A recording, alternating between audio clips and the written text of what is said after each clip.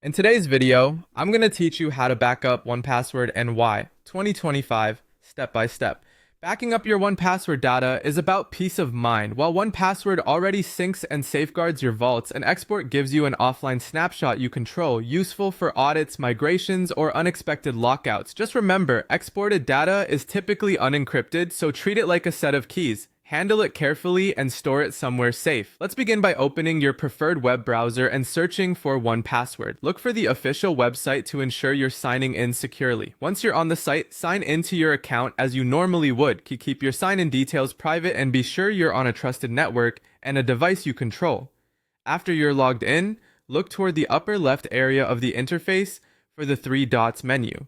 Depending on your view, this may be near your account or vault controls and might be labeled as More or Options. Click that menu to reveal additional actions and choose the Export option. If you're viewing a specific vault, the export will usually apply to the vault you're in. That helps you keep backups focused and tidy. You'll now be asked to choose an export file format. This is important.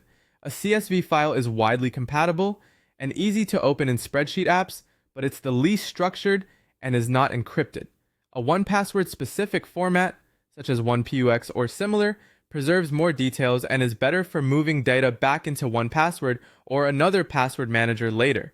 Pick the format that best matches your needs. General reviewing and auditing often favor CSV, while long-term archival or migration is better served by a 1Password native format. In every case, understand that exported data can include passwords, secure notes, and one-time code secrets, so it must be protected. When you're ready, click Export Data. Your browser may ask where to save the file, or it may place it in your Downloads folder. Choose a secure location you'll remember.